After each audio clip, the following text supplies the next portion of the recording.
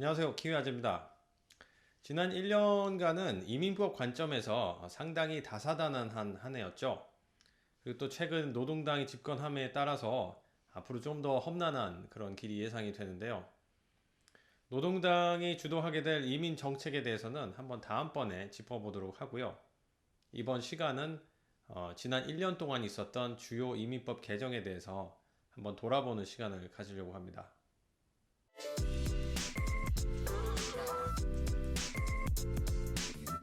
첫 번째는 작년 10월에 있었던 이민법 개정인데요. 기술 이민을 통한 영주권 신청할 적에 해당이 되는 규정을 좀 손질을 했습니다. 영주권 신청할 적에 필요한 최소 포인트가 있어요. 그게 140점이었는데 160점으로 상향 조정을 했습니다. 현행 포인트 테이블을 보면 오클랜드 이외 지역에서 기술직을 갖고 일하시는 경우에 보너스 포인트 30점을 받을 수 있게 됐습니다. 그래서 이게 최소 필요한 포인트가 160점으로 올라갔기 때문에 이 30점이라는 보너스 포인트가 굉장히 중요한 역할을 하게끔 바뀌었습니다. 또 영어 능력을 증명할 때는 서류로만 능력을 증명을 하게끔 규정이 바뀌었고요. 즉 예전에는 인터뷰를 하거나 아니면 뭐 뉴질랜드에 오래 계셨으면 인정을 해주기도 했습니다. 근데 앞으로는 영어 능력을 객관적으로 서류를 통해서 영어 시험을 통해서 증명할 수 없다면은 기술 이민을 통한 영주권은 이제 앞으로 아예 신청이 불가능하게 됐습니다. 따라서 영어 능력이 안 되시는 분들은 워크 투 레지던스나 아니면 파트너십을 통해서 영주권 신청하시는 방법이 유일하게 영어 심사 없이 영주권을 취득하시는 그런 방법이 되었습니다. 그리고 부모 초청 이민 카테고리가 한시적으로 2년 동안 중단이 됐습니다. 지금 시점에서는 발표한 지 이미 1년이 지나서 한 1년 조금 안 되게 남은 상황인데요.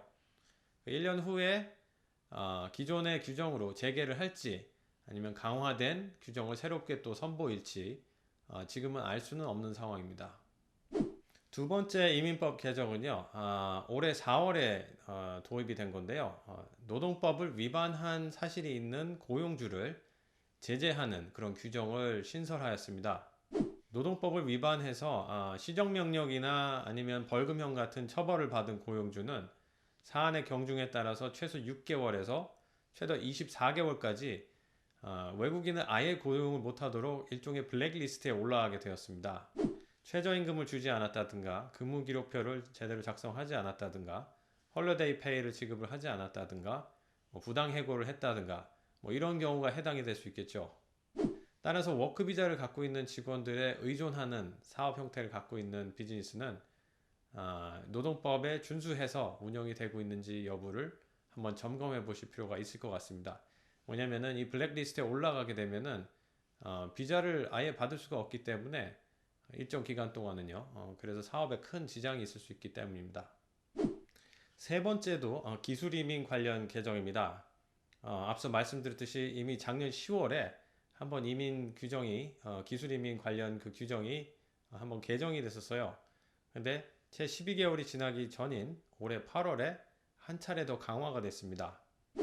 바로 급여 관련해서 규정이 신설이 됐는데요.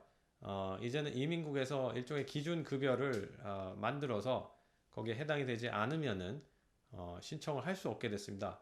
그래서 이민국이 봤을 때는 기술직이라면은 최소한 연봉으로 49,000원을 받던가 40시간 일주일에 40시간 기준일 때요. 아니면 시급으로 따졌을 때는 23불 50을 받아야지만 기술직으로 인정을 해주겠다고 합니다. 따라서 그런 급여를 못 받고 계시면은 영주권 기술이민 영주권 신청을 아예 할 수가 없게 됐습니다.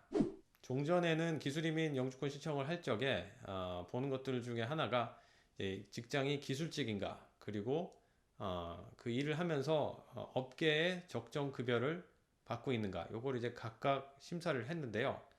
기준 급여라는 게 생김으로 인해서 우선적으로 이제 그 기준 급여를 받고 있는지를 보고 거기에 미달이 되면 이제 비기술직이라는 그런 결론을 내리는 거죠. 이게 좀 애매할 수 있는 게 전통적으로 기술직으로 보여지던 직업조차도 그 기준급여에 해당이 안 된다면 비기술직으로 분류를 하는 그런 상황이 벌어진 거죠. 예를 들어서 변호사도 초임이 한 4만 5천 정도로 알고 있습니다. 그런데 뭐 이민국 관점에서 봤을 때는 49,000이나 시급 23불 50에 해당이 안 되기 때문에 변호사조차도 비기술직으로 분류가 되는 그런 상황이 온 거죠. 그런데 여기에는 두 가지 예외가 있습니다. 비기술직이라고 하더라도 영주권을 신청을 할 수 있게 만들어 주었는데요. 연봉을 아주 높게 받거나 예를 들어서 연봉이 74,000 정도거나 아니면은 시급으로 환산했을 때 35불 정도거나 그러면은 비기술직이더라도 영주권 신청이 가능해졌습니다. 두 번째 방식은 뉴질랜드에서 2년 동안 최소 2년 동안 석사 과정이나 박사 과정을 완료를 했을 적에 그런 경우는 이제 직업이 없더라도 영주권을 신청할 수 있게끔 그렇게 규정을 만들었습니다. 근데 이제 두 가지 경우 모두 영주권 신청하려면은 최소 160점은 받을 수 있어야 됩니다. 이민국의 기준 급여는 평균 연봉을 기준으로 해서 발표를 하는 겁니다. 그리고 여기서 이제 주의하실 점은 이 기준 급여라는 거는 픽스된 게 아닙니다. 매년 이제 뭐 물가 상승률이나 뭐 이런 걸 통해서 평균 급여가 상승을 하기 때문에 매년 11월에 이거를 통계를 리뷰를 한다고 합니다. 그렇기 때문에 만약에 영주권 신청하신다든가 그런 계획을 갖고 있으면은 본인의 급여가 기준급여 이상인지를 확인을 하시는 게 안전합니다. 마지막으로는 에센셜 스킬스 워크 비자에 대한 개정입니다. 기술이민 영주권 신청과 같이 기준급여에 대한 그런 조건들을 새로 명시하였고요. 에센셜 스킬스 워크 비자 캐테고리 같은 경우는 높은 기술, 중간 기술, 낮은 기술 이렇게 세 단계로 분류를 했습니다. 높은 기술 같은 경우는 연봉이 73,400불 정도 혹은 시급으로 환산을 했을 때 35불 24센트인 경우에 높은 기술로 인정을 해주고요. 그 다음에 중간 기술의 경우에는 1년에 4만 1000불 정도의 연봉 혹은 시급이 20불 정도면은 중간 기술로 인정을 해줍니다.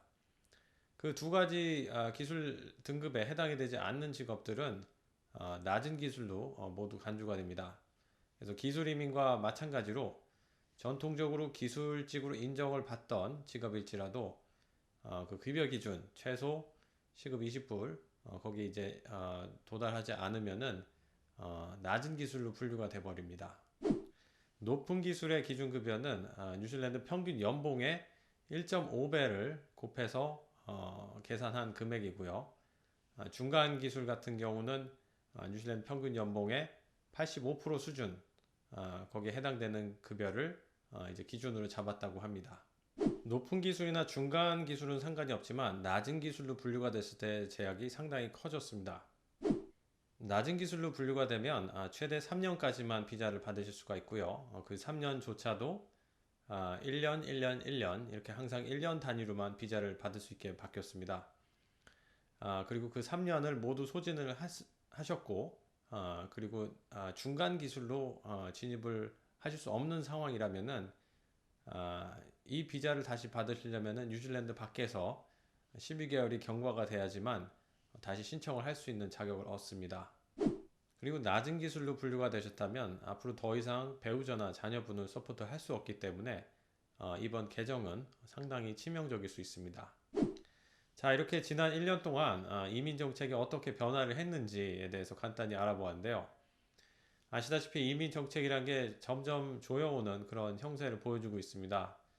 그렇기 때문에 바뀐 규정들을 잘 이해하고 또 거기에 맞는 그런 전략들을 미리미리 세워놓으시는 게 앞으로는 더욱 중요하게 되었습니다.